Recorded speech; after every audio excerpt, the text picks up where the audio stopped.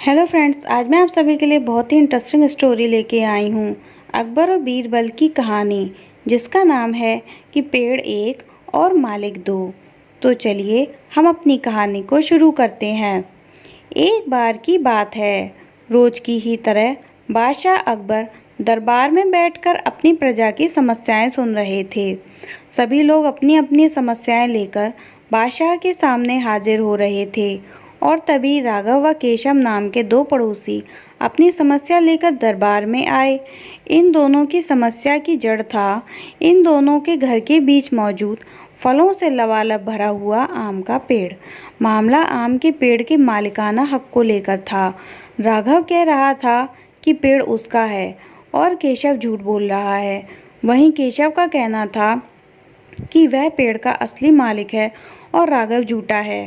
पेड़ एक और मालिक दो का मामला बहुत उलझा हुआ था और दोनों में से कोई भी हार मानने को तैयार नहीं था। दोनों पक्षों की बातें सुनकर और सोच विचार करने के बाद बादशाह अकबर ने यह मामला अपने नवरत्नों में से एक बीरबल को सौंप दिया। मामले को सुलझाने और सच्चाई का पता लगाने के लिए बीरबल ने एक नाटक रचा।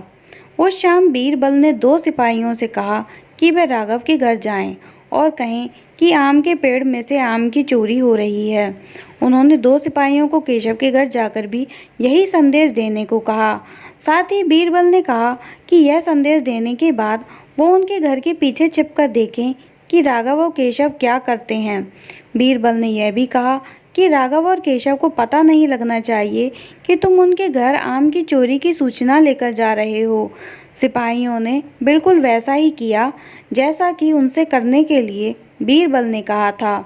दो सिपाही केशव के घर गए और दो राघव के घर गए।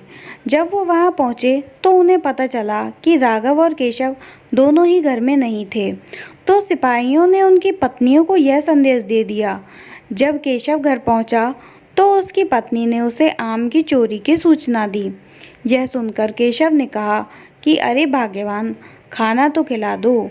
आम के चक्कर में अब क्या मैं भूखा बैठा रहूं? और कौन सा वह पेड़ अपना है? चोरी हो रही है तो होने दो, सुबह देखेंगे। यह कहकर वह आराम से बैठकर खाना खाने लगा। वहीं जब राघव घर आया और उसकी पत्नी ने उसको यह बात बताई तो वह उल्टे पेड़ की तरफ दौड़ा पड़ा। उसकी पत्नी ने पीछे से आवाज़ लगाई कि अरे खाना तो खा लीजिए।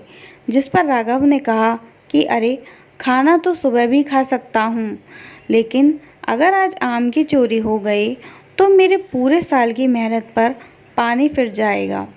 सिपाहियों ने दोनों के घर के बाहर छिपकर यह सारा नज़ारा देखा और वापस दरबार जाकर बीरबल को बताया। अगले दिन दोनों फिर से दरबार में हाजिर हुए। उन दोनों के सामने बीरबल ने बादशाह अकबर से कहा कि जहाँपनाह, सारी समस्या की जड़ वह पेड़ है। क्यों ना हम पेड़ को ही कटवा दें? ना रहेगा बांस और ना बजेगी बांसुरी।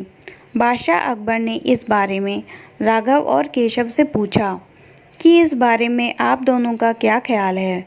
इस पर केशव ने कहा कि हुजूर, आपकी हुकूमत है, आप जैसा कहेंगे मैं उसे चुपचाप स्वीकार कर लूँगा। वहीं राघव ने कहा कि मालिक, मैंने 7 वर्ष तक उस पेड़ को सींचा है। आप चाहें तो उसे केशव को दे दीजिए, लेकिन कृपा करके उसको कटवाएं नहीं। मैं आपके आगे हाथ जोड़ता हूँ।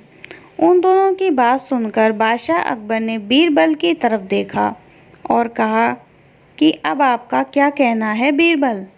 इसके बाद बीरबल ने बादशाह को बीती रात का किस्सा सुनाया और मुस्कुराते हुए कहा कि हुजूर, पेड़ एक और मालिक दो, ऐसा कैसे हो सकता है? कल रात हुई घटना और आज हुई इस बात के बाद यह साबित हो चुका है कि राघव ही पेड़ का असली मालिक है और केशव झूठ बोल रहा है। यह सुनकर बादशाह ने बीरबल को शाबाशी दी। उन्होंने अपने हक के खातिर लड़ने के लिए राघव को बधाई दी और चोरी करने व झूठ बोलने के लिए केशव को जेल में बंद करने का आदेश दिया। तो दोस्तों, हमारी ये कहानी यहीं ख़त्म होती है तथा एक पेड़ और दो मालिक की कहानी से हमें ये सीख मिलती है कि परिश्रम किए बिना छल से किसी और की चीज़ चुराने का अंजाम बुरा ही होता है। दोस्तों, आप लोगों को मेरी कहानी कैसी लगी प्लीज़ कमेंट बॉक्स में ज़रूर बताइएगा। पसंद आई हो तो कृपया इसे लाइक करें, ज़्यादा से ज़्यादा लोगों में शेयर करें और मेरे चैनल को ज़रूर सब्सक्राइब करें, जिससे मेरी और नई नई कहानियाँ जल्द से जल्द आप तक पहुँच सकें। तो दोस्तों, आज के लिए इतना ही, तब तक के लिए धन्यवाद।